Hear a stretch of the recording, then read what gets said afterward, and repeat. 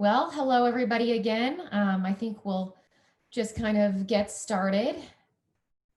I am so excited about today's session. I'm Christy Zweig, by the way, and I have really enjoyed getting to know this group over the past 6+ months here.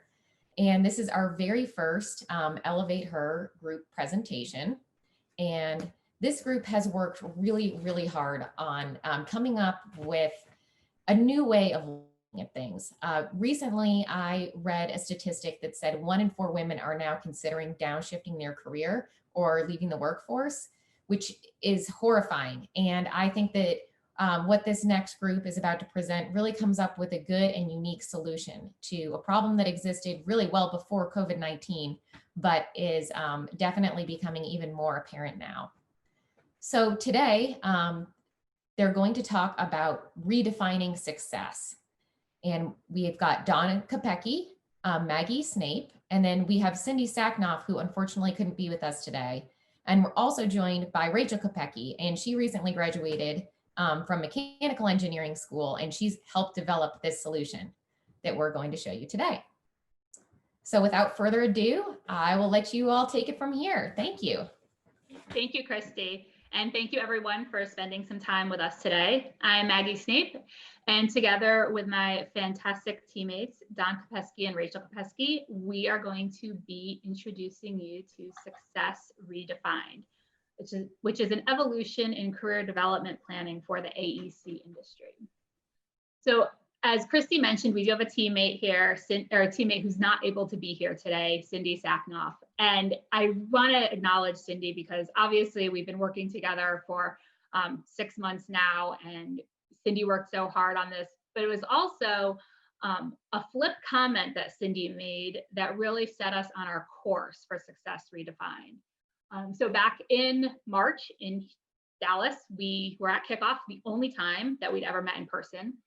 And we were talking about what our project was going to be. And we started down the path of career development tools aimed towards companies, aimed towards AEC industry specifically. And Cindy said offhand, why are we aiming this towards companies? Why don't we target employees? And that was what set us off on this course, what changed our thinking and set us out to develop Success Redefined. So we're a great team, but Cindy can't be here and I know she's not happy about that. So I want to make sure that we acknowledge her and the one offhanded comment that really set things in motion here. So today we're going to give you some background about how Success Redefined came to be, how we decided on this tool. We're also going to provide a demo of our prototype. And then we're just going to wrap things up, bring it back to the companies, to the industry, and finally, how we are going to use Success Redefined to elevate women in the AEC industry. So engineering is the most male-dominated profession in STEM. So when I first read this factoid, I said, absolutely not, no way. Like computer programmers, actuaries, like I bet they're oozing men. So I did some research and found that about 15% of engineering professionals are women, 26% of computer programming professionals are women, and 39% of actuaries are women. I don't know why I picked actuaries. I did. So what this told me is that the gains that women have seen in the medical field, in law, in computer programming, and in actuarial science really haven't been replicated in the engineering industry.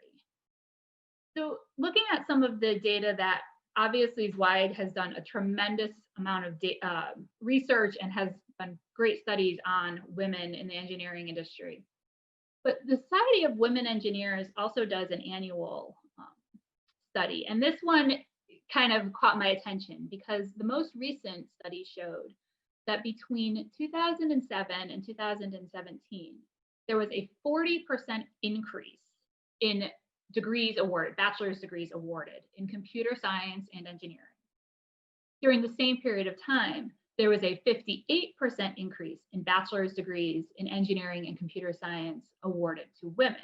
So we are definitely seeing some gains in the post-secondary education realm with more women going after those degrees.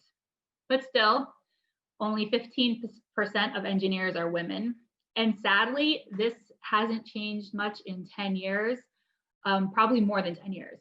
It fluctuates between 13% and 17%. So with all these gains in women entering the industry, why are only 15% of engineers still women? And that gets us to the 40% of women who receive an engineering degree and either never enter the profession or leave the profession.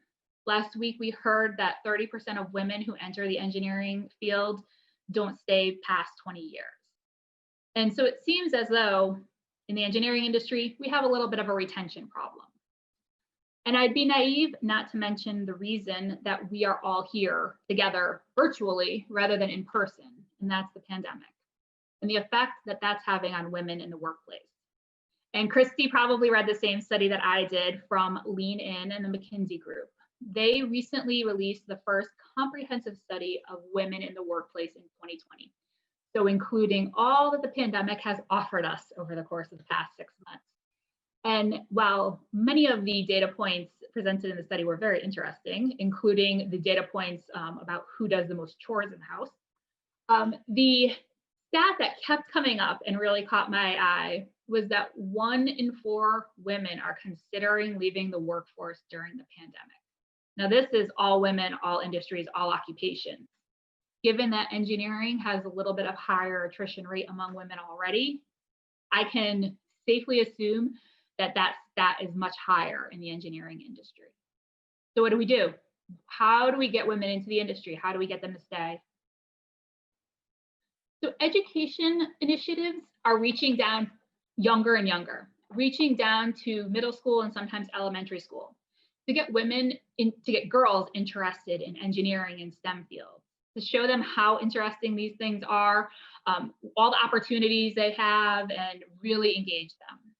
And then women go on to post-secondary education. And studies show that they do as well as, if not better, than men in engineering courses. And they graduate and they join our companies. And now it's the easy job of keeping them there. So how do we keep them? How do we retain women in our workforce, in the engineering industry, in our firms? Number one is what we do to retain everybody. Meaningful work. People want work that utilizes their skills and ability, that challenges them, and that provides purpose.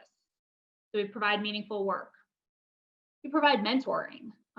Formal mentoring programs are becoming more popular, but studies have shown that even informal mentoring relationships provide support, career advice, and show results in keeping women in the workforce. Having that mentor or even that mentoring network to lean on during various times in your career can help women when they're starting to think about whether their career is the right one or whether they made the right choices.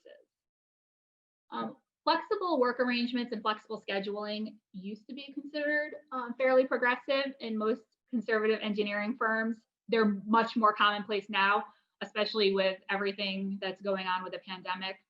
Now, flexible schedules, I think I could probably maybe opine for an hour about whether flexible work schedules actually give us work-life balance or just make us be available 24/7. But whatever your opinion is on that matter, they do contribute to some fit between work and life. Again, allowing people to care for family members, to care for children while maintaining their life in the workplace. And then we develop career plans with our employees. We show them a path forward in our company. We show them where they can go if they stay with us. And we do that with every employee, but it's especially important with women that they see what their path can be. So again, when they have those thoughts of whether they made the right choice, they see something they see something looking forward. So I work in human resources. I have several colleagues on the call today who I don't think would be angry that I share that one of my firm's big challenges in human resources is career development planning. And I don't think it's unique to my firm, don't think it's unique to our industry. If you look at some of the tools that are marketed to us to help us with career development and goal setting with our employees, these tools are geared towards the way things are currently happening, towards setting a process around what's currently happening in the company, creating a box, and then asking our employees to fit themselves into the box. It's a one-size-fits-all approach. And Christopher Rice, the CEO of Blessing White, I think put it perfectly. We surely intend to support our employees' career development, but we're really not scratching the itch. It's the resources, the communication, but we're really not getting to employees' real needs and motivations. So as managers and in the company, we spend a lot of time and energy. Our employees spend a lot of time and energy putting together these career development plans, but really few of us are benefiting from them. So that is where Success Redefined comes in. And with Success Redefined, we're gonna flip the script. We're gonna complement the existing career development planning processes in AEC firms. And we created a tool that empowers employees to take ownership of their own career development and to define their own career success metric. What does career success mean to you? It can mean promotions. It can mean moving around into different groups and gaining different skills and experiences and still stay at the same level in the organization. We also provide the opportunity for people to accelerate their career, move up quickly, become the CEO in 2 years, to maintain the pace of their career or to decelerate their career based on factors outside of work. And this is especially important now with the pandemic and people having to balance distance learning with their children, care for relatives, and work all in the same 4 walls of their house in a lot of cases. In addition, Success Redefined provides that missing communication link to provide the tools for employees to take what they learn from the use of the Success Redefined tool and use it to have open, honest conversations with their managers about what career success means to them. So in a moment, my teammates, Rachel and Don, are going to take us on a little tour of the Success Redefined prototype. We are actually going to follow Rachel as she uses Success Redefined to map out the beginning of her engineering career. And what you're going to see in this demo is a tool that can be used by anyone at any stage of their career for any type of career movement, including maintaining your career for a set number of years. You're going to see something that allows each unique individual to take ownership of their unique career path.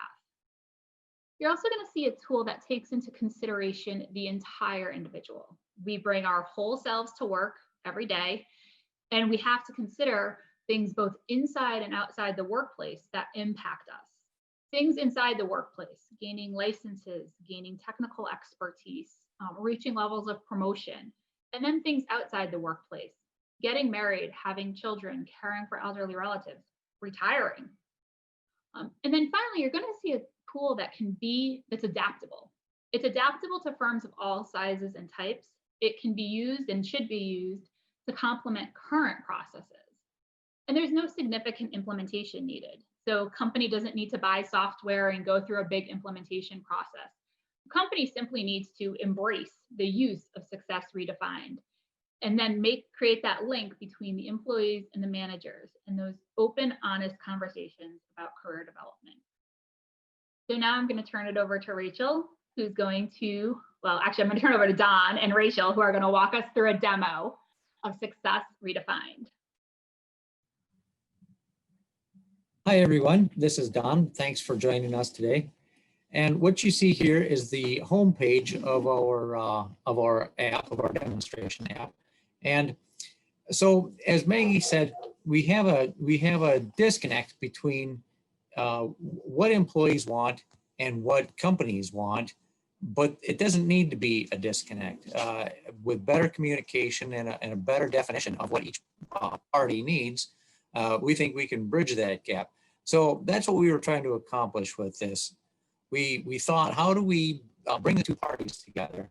How do we help an employee, a person at any stage in their career, really decide what do they want right now at this point in my life? What am I going to want 5 years from now? What do I want my career to look like? Do I want more money right now? Do I want the fast track to the CEO chair? Or do I need to spend more time with my family? Or where am I at in my career journey? And where do I want to be in 5 years? So we tried to come up with a plan, a tool that will help a person capture their personal interests, their personality type, their own personal goals, career goals, the experience they have acquired through their career to date, certifications, licenses, training, that sort of thing, and use those to chart their own path. And all of this is very customizable. What you're going to see in the next couple of pages is basically a demonstration, a prototype, but all of the items on here will ultimately be completely customizable by the end user.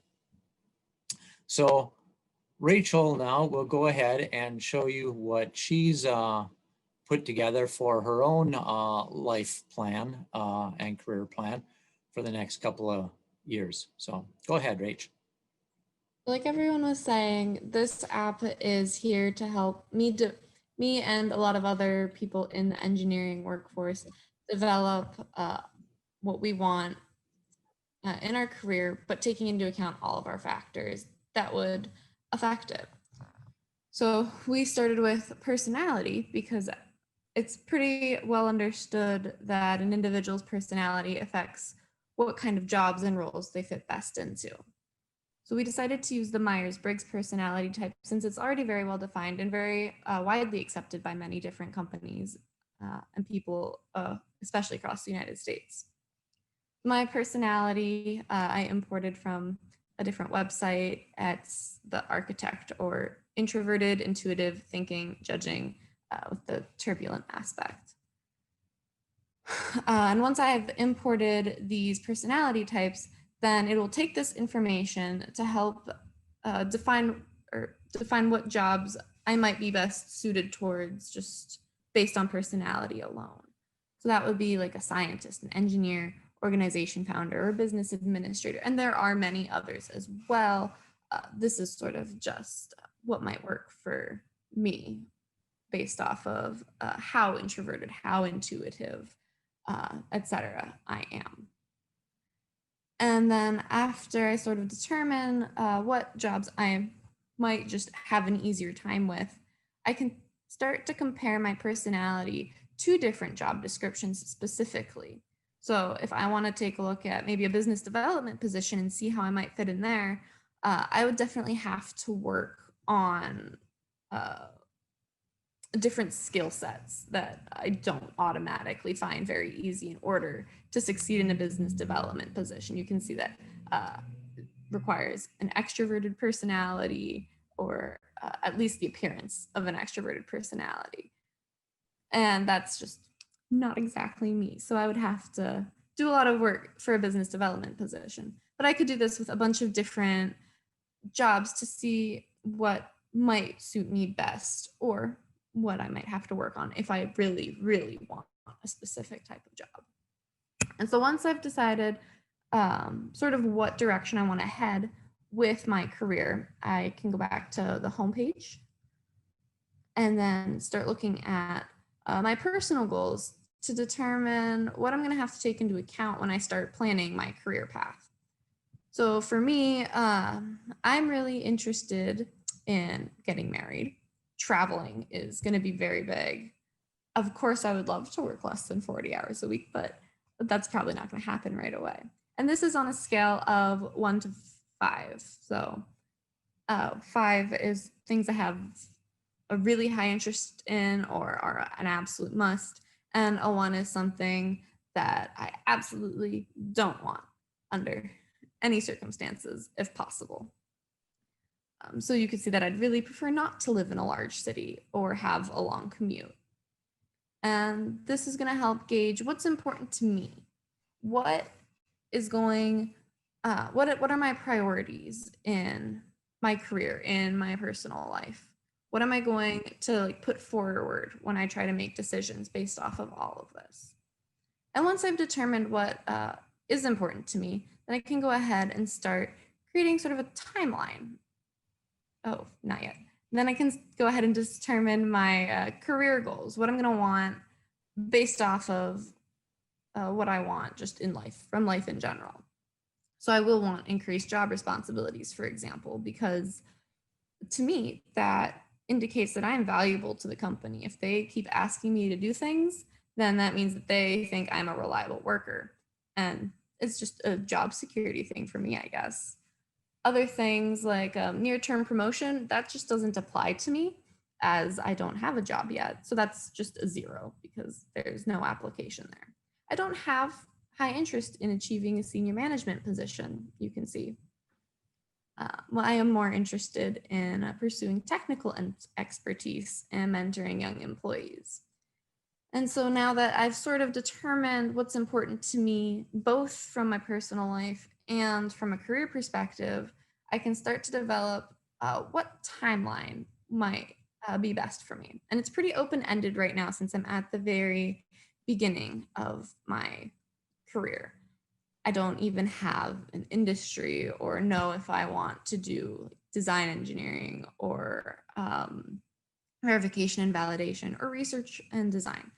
So it's all very open-ended, and until I sort of start to figure out where I'll fit into the workforce, it's a little open. But right now, I know that I want to get my engineering license. So I have an FE exam scheduled for November, and hopefully that will lead to getting my professional engineering license in 5 years.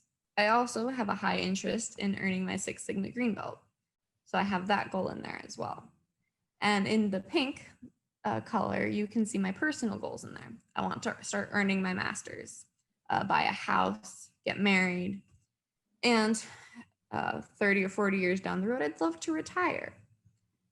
So as I continue, as I get my first job and start figuring out what it is I'm going to be doing for the rest of the next 30 or 40 years, I can start adding things into my timeline. So I'd like to start mentoring at some point, but I don't really know when. So now that I sort of have a plan for what I want my future to look like, I have to start figuring out how I'm going to get there. And I'm going to start that by seeing what I currently already have going for me. So my experience at the moment is mostly just comprised of my degree. I unfortunately did not get an internship during college because I wanted to focus on my classes. And I haven't had the chance to get any certifications yet because I'm only 3 months out of college. So at the moment, it's just my degree. But as I gain more experience and fill more positions, I'll be able to add on to this. And now that I know where I'm starting from, I'm sorry, go to certifications. Where I'm starting from an experience level, I can add in what certifications I currently have. So soon I'll be adding in my my engineering training certificate.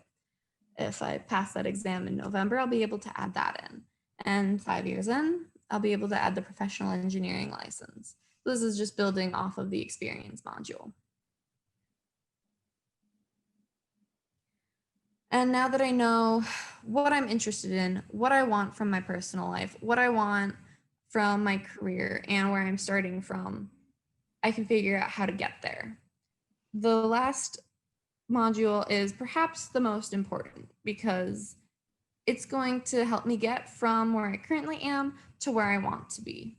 I'll be able to research what the culture is like at a company and what sort of positions they might have available. And once I have an interview, I can find interview tips. What are managers currently looking for? And perhaps after this app is developed what do the managers at a particular company like to hear? And am I able to fulfill those desires? After I have a job, or at least a job offer, I can start looking at salary guidelines. And this one I think is particularly important because there is a huge wage gap between women in engineering and men in engineering. So with a salary guideline tool, I'll be able to see, oh, this is what people in general are making with a job position that's similar to mine in this location that I'm currently in, and with similar certifications. So I know sort of a ballpark number to shoot for, and I can discuss that with my manager upon hiring or in a performance review. And the preparation for a performance review module is also going to be extremely important, because it's going to help me be able to discuss with my manager everything that this tool just laid out. What do I expect from this company? What do I expect to give this company? It's going to help me start the discussion with managers about a work-life balance, about what I need from this company in order to stay with them. And that's going to be especially important in retention, because once we can open up that communication, then managers are like, oh, so having this random benefit isn't useful to you, but if we can do this for you, then we can keep you in the workforce where we need you. And that's going to be especially important, as Maggie was saying, because retention is something that the engineering field and women really struggle with. So that's what this tool is for. And that's how it's going to help me and hopefully many other women and men in engineering plan out what they're looking for and open that gateway with managers to find a balance. Yeah, so as Rachel said, we intend this to be used not only by women, but by men as well. Anybody at any point in their career should be able to use this. And if it's adopted by men and women both, we think that would be great. We think it can definitely benefit men, but historically women have been disproportionately harmed by the status quo, by the assumptions made around what you have to do to be successful in your career. And so we think by turning upside down the status quo and putting the decisions about into the hands of the employees about what they are going to do to achieve their career success and what career success means to them, it will help men, but we think that it'll help women even more. And the other thing, we're going to have a few other features to this app, especially important, is the ability to archive where you are at any time you want. So Rachel might, as soon as she's done with this, she might make an archive of all of her settings or inputs right now at this point in her life. And 2 or 3 years from now, she can go back and look at that and review what she planned to do, what she said she was going to accomplish, and how close she is to accomplishing that. She can remap a new path if there was some unexpected thing. Maybe she suddenly got an offer to go to graduate school a lot earlier than planned, and she's going to move that up in her list of priorities and put that ahead of buying a house, for example, or at any point you can update this and save an archive of where you are at that point in time. So we have a lot of expectations for this tool. We're pretty excited about what we think that it can do for people, improving their engagement with the company. And an engaged employee is going to be a more productive employee, and ultimately that's going to be a more profitable company. So that's a nice overview there of what our tool is going to do. So, which brings us to the question, why is Success Redefined a valuable tool? What is it? What's in it for us as companies, as leaders in this industry? So too often women wait to be noticed. They ask to be invited to the table. They don't take a seat at the table. In fact, the Harvard Business Journal ran an article in April 2018 called 6 Things Successful Women in STEM Have in Common. And the number one thing across the board was confidence. So successful women in STEM have confidence. But then this article took it a step further and actually did a study and asked women about their confidence levels. So less than 20% of women who had not achieved career success felt that they were confident in their abilities, confident in their career, which if they haven't achieved career success, you would expect. But unexpectedly, only 39% of women who had achieved some level of career success, and this is self-reported, reported that they felt confident in their abilities, they felt confident in themselves. So confidence is important, and women need tools to assist them to have the confidence, to show up, to be noticed, and to have the conversations that will get them to where they need to be. So the onus to improving gender diversity in STEM should not be placed solely on women's shoulders, but systemic change can be slow. And with Success Redefined, totally admit we are placing some onus on the employee, on the women. But this is part of that systemic change, that slow systemic change, empowering people to define their own career success and then communicate what that means to them.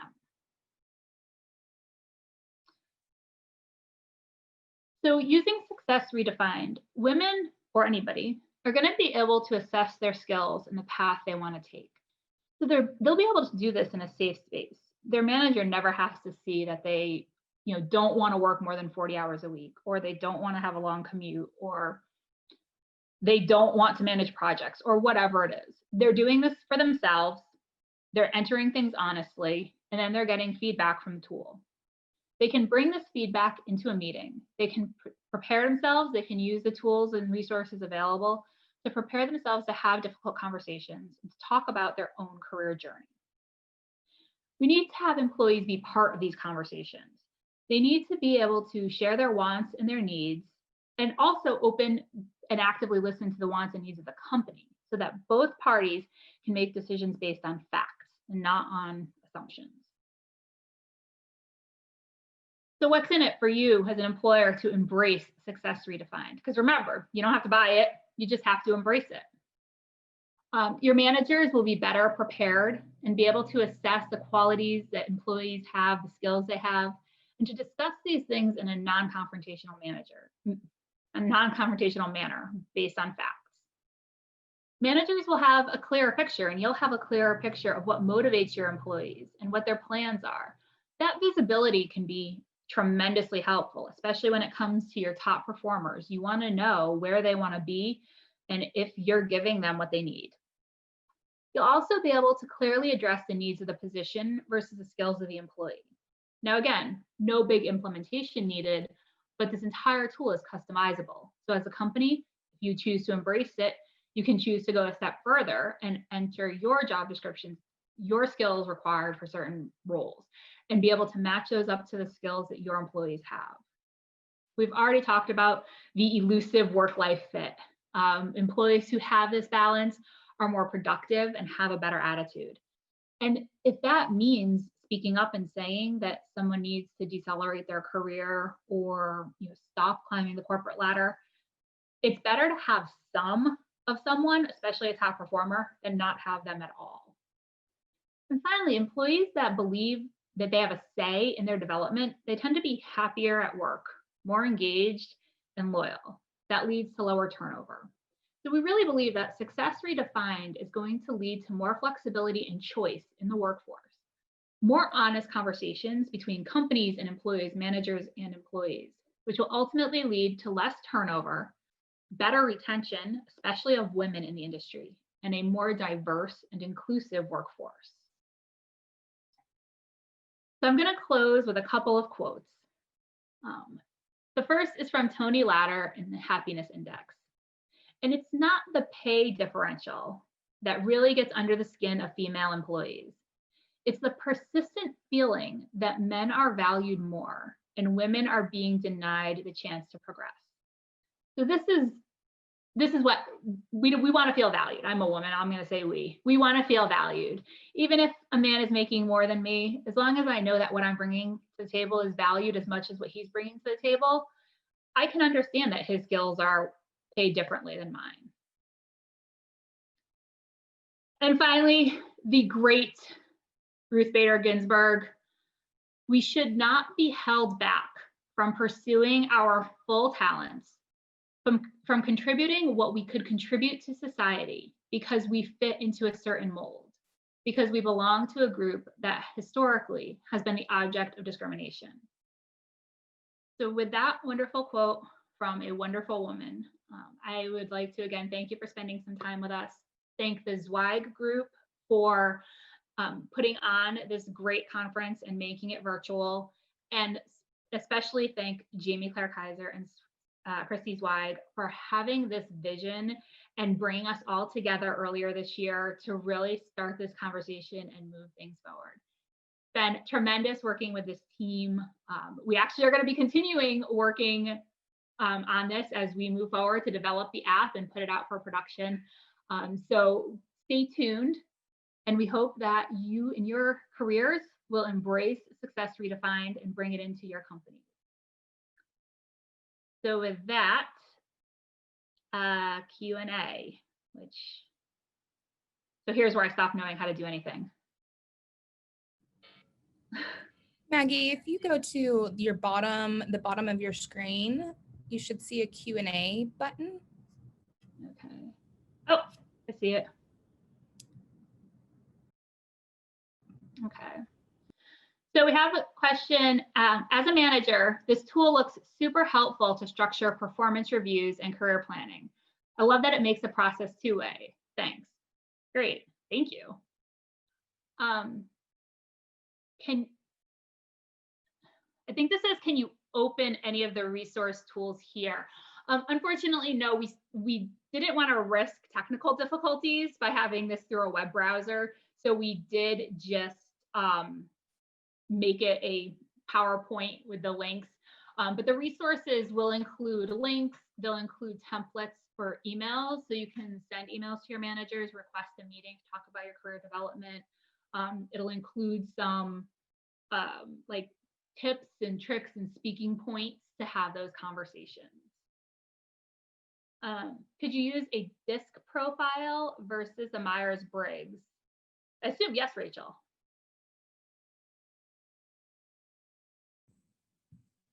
Well, the tool is being developed specifically to compare the Myers-Briggs, but as, and that's just for the initial,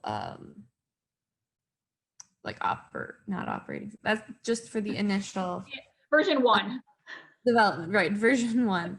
As it continues to be developed, we'll be able to add more features and include add in different personality types assessments if there's a demand for it.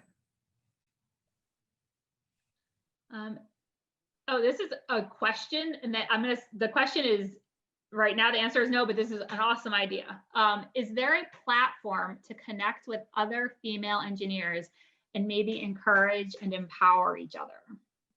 Which that would be a great tool, a social aspect to this app, which we hadn't considered. But Erica, you are onto something.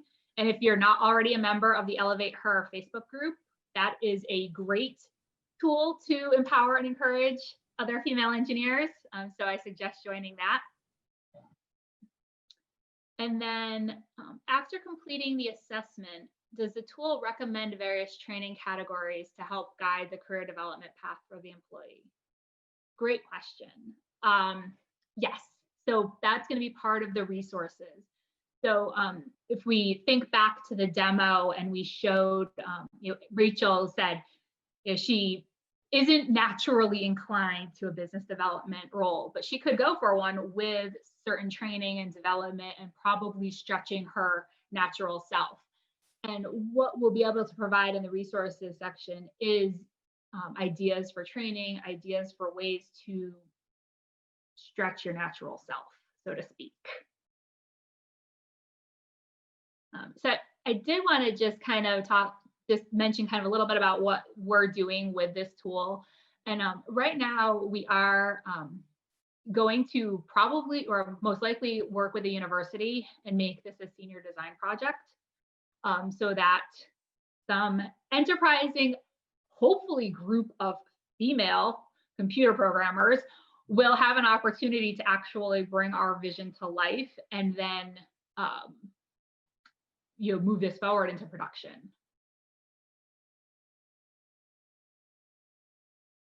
I think is that it? I think I answered them all.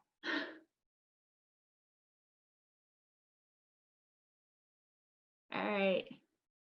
So, well, thank you everyone for joining us. And again, please be on the lookout for Success Redefined. We would love feedback. Erica had a great suggestion there. We'd love to hear from other people about things that could be useful in this app, especially from women who would love to have something like this and how it could really help them. So please feel free to reach out and give us your suggestions. Okay, everybody. Thank you for joining us for this session. I did post a link right there in the chat to our ElevateHER Facebook group. So if you haven't checked that out already and you're on Facebook, go on in there and ask to join the group. We'll let you in right away. And we've got just always good discussions going on there and a really good community, I think, of people supporting each other. So thank you so much, Maggie, Dawn, Rachel. Sad that Cindy couldn't be here today, but her impact on that presentation, we know she did a lot of work leading up to this point. If anybody has any questions about that, feel free to email us at ElevateHER@zweigroup.com. And please check out the other things that we have on the agenda for the rest of the Elevate AEC conference, as well as the ElevateHER Symposium.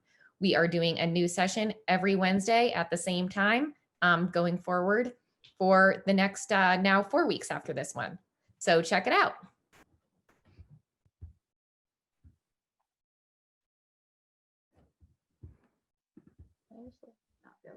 Okay, well, thank you so much. We're going to wrap this up. And if you think of anything else, just send us an email. Thank you, team. And thank you everyone for joining.